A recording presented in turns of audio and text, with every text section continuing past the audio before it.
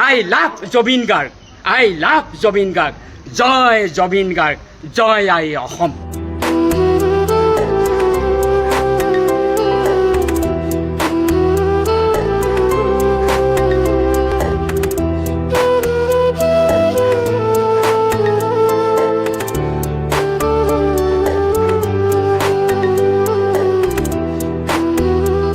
এক নম্বৰ সন্তান আৰু এই এক নম্বৰ সন্তানক হেৰাই যোৱাৰ কাৰণে আমি বহুত মৰ্মাহত।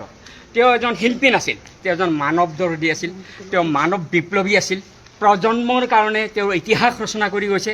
আজি 100 বছৰৰ ভিতৰত আমি অহা 100 বছৰৰ ভিতৰত তেওঁ তেনেধৰণৰ আমি প্ৰজন্ম নাপাওঁ বুলি আমি জানো, ভাল ধৰণে গম পাওঁ। কাৰণ কিছু বছৰৰ মূৰে মূৰে একোজন মহান ব্যক্তিৰ জন্ম হয় আৰু এইগৰাকী মহান ব্যক্তি আমি পাইছিলোঁ। আমাৰ দুৰ্ভাগ্য যে আমি খুব কম বয়সতে তেওঁক আমি হেৰালোঁ।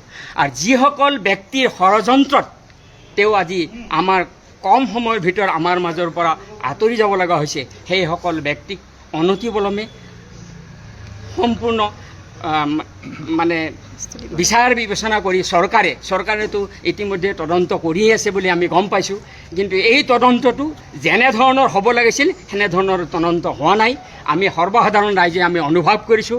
আজি এসপ্তাহ হৈ গ'ল, গতিকে খুব অনতি সোনকালে এই তদন্ত শীঘ্ৰে কৰি আমি অসমৰ জনসাধাৰণক এটা শান্তিৰ বাৰ্তা বহাবলৈ অনুৰোধ কৰিছোঁ। I love Zubeen Garg, I love Zubeen Garg, জয় জুবিন গাৰ্গ, জয় আই অসম। এই সিদ্ধান্তৰে এই সকলো ৰাইজলৈ কামনা কৰিছোঁ। বোলে আপুনি পইচা দিলেও মই আজি চাউল বিচাৰি নাপাওঁ, চকু নাপাওঁ, এনেকৈ ক'লে। ঠিক আছে, আমাৰ ঘৰতো ভাত দিব পৰা অৱস্থা আছে, আমি দুপৰীয়া সময়ত ভাত দিলোঁ। কি হ'ল, কি কাৰণে হ'ল বোলে আমাৰ গান গোৱা ভগৱানজন ঢুকাল নহয়। গান গোৱা ভগৱান নাম কি? নামটো জুবিন কৈছে, গায়কটো ক'ব পৰা নাই।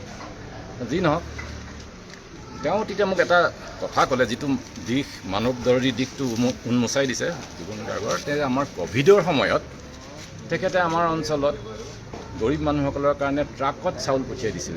এদিন তেওঁ আহিছিলোঁ বোলো, ট্ৰাকত বস্তাই চাউল দিছিল।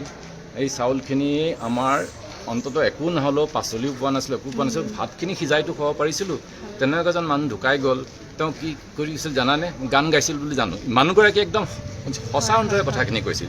এইটো এটা মানৱ দৰ্দী দিশ, এইটো হয়তো ক'তো প্ৰচাৰ হোৱা নাই, মই নিজেই গম পাইছোঁ।